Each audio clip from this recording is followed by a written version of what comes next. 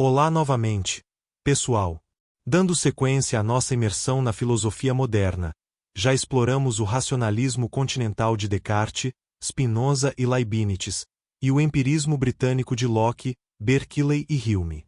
Vimos como a razão e a experiência se digladiavam para fundamentar o conhecimento.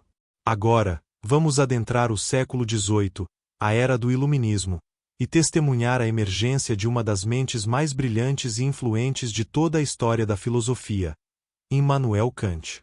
O século XVIII foi um período de grande efervescência intelectual, um tempo de imenso otimismo na razão e no progresso.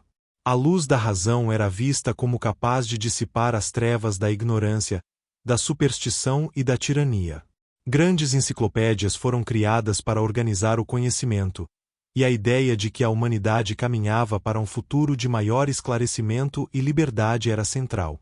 A ciência, com as leis de Newton, parecia ter desvendado os segredos do universo físico, e muitos pensadores acreditavam que os mesmos princípios poderiam ser aplicados para entender e organizar a sociedade, a moral e a política. No entanto, o ceticismo radical de David Hume havia lançado uma sombra sobre essa euforia. Se não podemos ter certeza da causalidade, se todo o nosso conhecimento é apenas um hábito baseado na experiência passada, como podemos ter um conhecimento universal e necessário? Como podemos justificar as leis da física ou as verdades da matemática? Hume foi o despertar dogmático para Kant. Immanuel Kant, a Revolução Copernicana e a Crítica da Razão. O filósofo prussiano Immanuel Kant, de 1724 a 1804, é, sem dúvida, o ponto culminante e a grande síntese da filosofia moderna. Ele é conhecido por ter realizado uma verdadeira revolução copernicana na filosofia. Assim como Copérnico inverteu a visão de que a Terra era o centro do universo para que o Sol fosse o centro, Kant inverteu a perspectiva tradicional do conhecimento.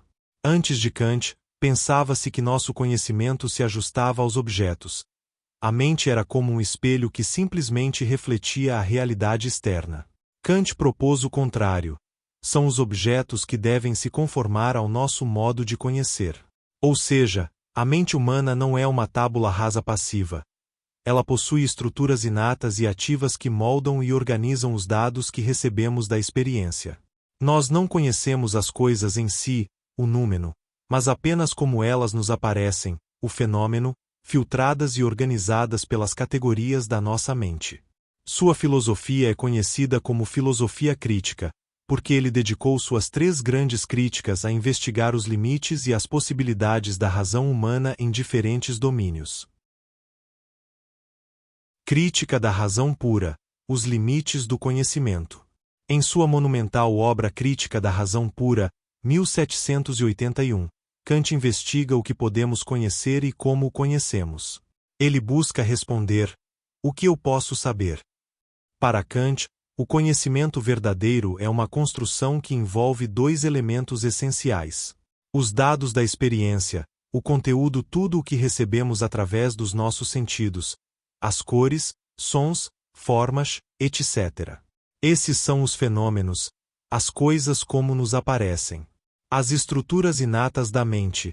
A forma nossa mente não é passiva.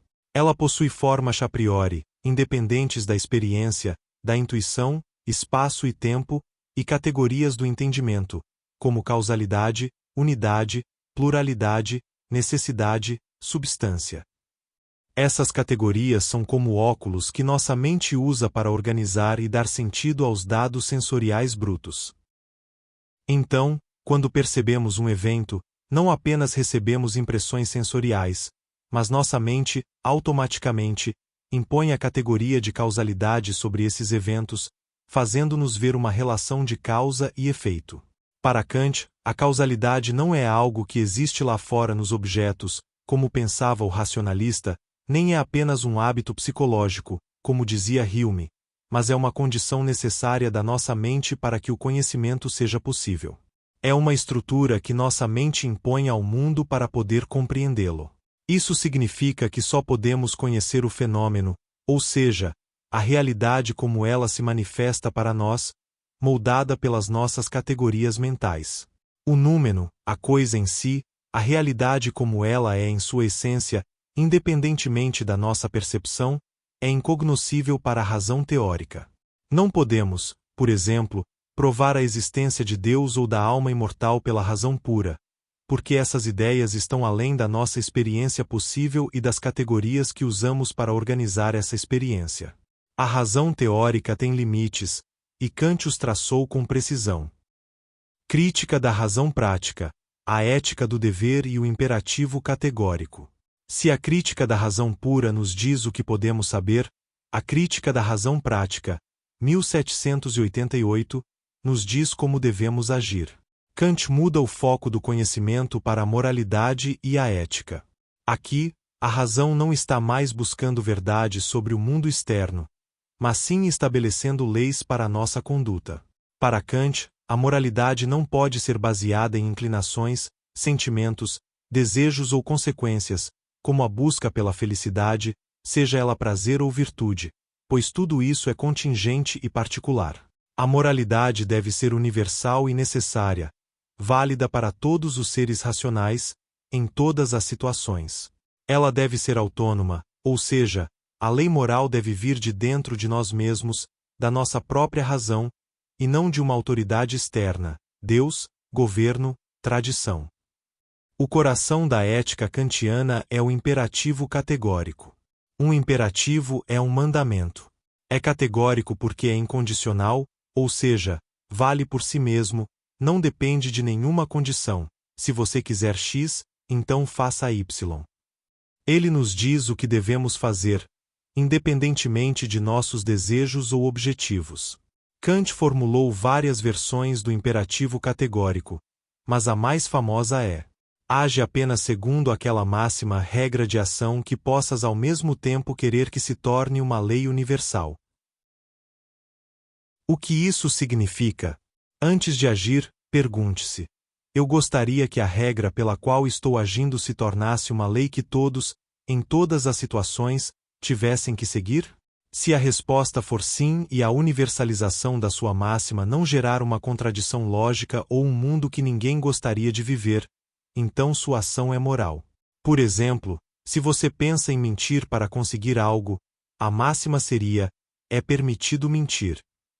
Se você universaliza isso, teríamos um mundo onde ninguém confiaria na palavra de ninguém, e a própria ideia de verdade e mentira perderia o sentido. Isso gera uma contradição. Logo, mentir é imoral. A moralidade, para Kant, está na intenção do agente, agir por dever, pelo respeito à lei moral, e não nos resultados da ação. É uma ética rigorosa do dever. Crítica do juízo, estética e teleologia. A terceira grande obra de Kant, A Crítica do Juízo, 1790, busca preencher a lacuna entre o mundo da natureza, determinado pelas leis da razão pura, e o mundo da liberdade moral, determinado pela razão prática. Nela, Kant explora estética, a questão do belo e da arte. Para Kant, a experiência do belo é desinteressada, não busca um proveito, e universal. Sinto que a beleza de algo deveria ser reconhecida por todos. A beleza não está no objeto em si, mas na forma como nossa mente experimenta uma harmonia em sua percepção. Teleologia, a questão da finalidade na natureza. Embora a ciência não possa provar propósitos na natureza, nossa mente muitas vezes a concebe como se tivesse uma finalidade. Por exemplo, vemos o olho como feito para ver. Isso nos permite dar sentido ao mundo natural de uma forma que vai além de suas leis mecânicas. A filosofia de Kant é um marco crucial porque ele não apenas sintetizou as grandes correntes do racionalismo e do empirismo, mas também estabeleceu os limites e as possibilidades da razão humana. Ele mostrou que o conhecimento não é nem puramente uma recepção passiva da realidade externa, nem puramente uma construção mental inata. É uma interação complexa entre o que vem da experiência e o que a mente ativa impõe a essa experiência. Sua influência é imensurável, moldando não apenas a filosofia posterior, especialmente o idealismo alemão, mas também a ética, a estética e até mesmo a ciência. Kant nos deixou a tarefa de viver uma vida autônoma, guiada pela razão e pelo dever, sempre conscientes dos limites da nossa própria capacidade de conhecer. E a pergunta que fica para vocês, para continuarmos nossa reflexão. Em um mundo cada vez mais complexo e cheio de informações, onde você busca a verdade?